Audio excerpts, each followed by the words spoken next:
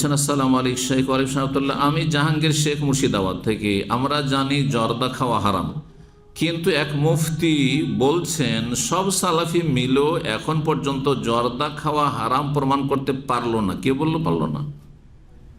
তাহলে কি জর্দা খাওয়া হালাল?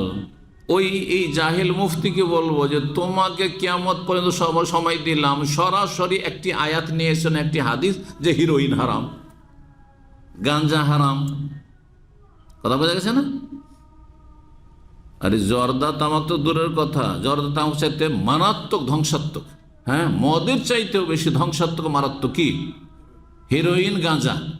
হিরোইন গাঁজা কোরআনের কোন আয়াতে আছে যেটা হারাম আছে? তাহলে বললো যে হিরোইন হালাল। পৃথিবীতে কোথাও হালাল আছে? কোনো শাসকের কাছে হালাল আছে? কোনো সরকারি আইনে হালাল আছে? না কোনো আসমানি শরীয়তে হালাল আছে? ইসলামে হালাল আছে?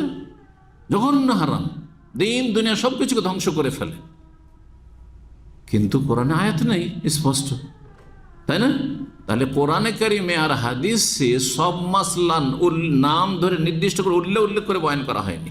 কিছু কিছু মাসলা মাসায় যেগুলো যে সমস্যাগুলি ছিল, নবী সাল্লাল্লাহু আলাইহি ওয়াসাল্লাম হিরোইন গাঁজা ছিল না, হ্যাঁ তারপরে তামাক আর ওই বিড়ি সিগারেট এগুলো জর্দা ছিল না, সেজন্য এগুলোর নাম আসেনি কোরআন হাদিসে।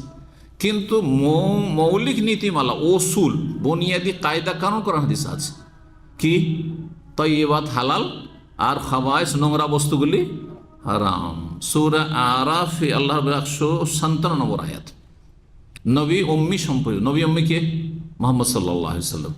আল্লাযীনা ইয়াত্তাবিউনা আর-রাসূলান নাবিয়াল উম্মি আল্লাযী ইয়াজিদুনাহু মাকতুবান ইনদাহুম ফিত তাওরাত ওয়াল ইনজিল ওয়া ইয়া'মুরুহুম বিল মা'রুফ ওয়া ইয়ানহাহুম আনিল মুনকারি ওয়া ইউহিল্লু লাহুমুত তাইয়্যিবাতি ওয়া ইউহাররিমু আলাইহিমুল খাবায়েস।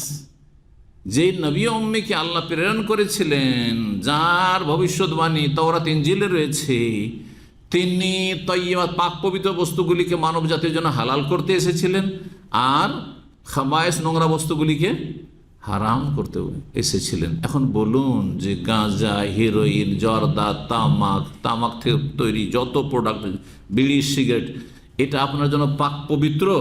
হ্যাঁ, তয়্যিবাত না খবিস? নোংরা বস্তু। বিড়ি ধরে, সিগারেট ধরে মসজিদে খান তো একজন ফাসেক মুসলিমও খাবে না, খাবে? তারপরে বকরি ছাগলও তামাকের পাতা খায় না। তামাকের চাষ আমি দেখেছি ইন্ডিয়াতে কিছু কিছু জায়গায় সময় চাষ হইতো, আর যেসব দেশে খুব বেশি চাষ হয়। বকরি ছাগলও খায় না। বকরি ছাগলকে এতটা আল্লাহ সেন্স দিয়েছে যে এত নোংরা বস্তু খাওয়া যাবে না, খবিস বস্তু খাওয়া যাবে না। কিন্তু বকরি ছাগল চাইতে অদম হচ্ছে এই মোল্লাগুলি, যারা জর্দাখোর মোল্লা। কথা বুঝতে পেরেছেন? আল্লাহ হিদায়াত দান করুন। সুতরাং দলিল পেলেন তো যে খাবায়েস হারাম আর জর্দা হচ্ছে খবিস। জর্দা হচ্ছে খবিস। আচ্ছা, ভাতের প্লেট নিয়ে মসজিদে খেতে পারবেন? রুটি খেতে পারবেন? পারবেন না? পারবেন না? হ্যাঁ, হালুয়া মিষ্টি খেতে পারবেন, সব পারবেন, কিন্তু আপনি বিড়ি সিগারেট খেতে পারবেন? পারবেন না। তাহলে বোঝা হলো খবিস। এক শ্রেণীর লোক বিড়িখোর, যাদের দেখতাম বাথরুম গেলে একটা বিড়ি ধরিয়ে বাথরুমে যেত। ছোটকালে শুনতাম যে এই বিড়ি ধরিয়ে কোনো বাথরুমে যায়, তো শুনতাম মাদ্রাসার ছাত্র যখন ছিলাম, বলছি এদের নাকি কষ্ট কাঠিন্য, পেট খোলাসাই হবে না যদি বিড়ি না খাইতো। মানে পায়খানা করার অবস্থায় না, আজ্জাকুমুল্লাহ, আল্লাহ আপনাদের সম্মানিত রাখুন, হ্যাঁ এই নোংরামি থেকে বাঁচিয়ে রাখুন, যে আপনার বাথরুম করা অবস্থায় নাকি বিড়ি না টানলে, সিগারেট না টানলে এদের বাথরুম খোলাসা হয় না, পেট খোলাসা হয় না। কত নোংরা বস্তু, তাহলে যে নোংরা জায়গায় নোংরা বস্তু খায়।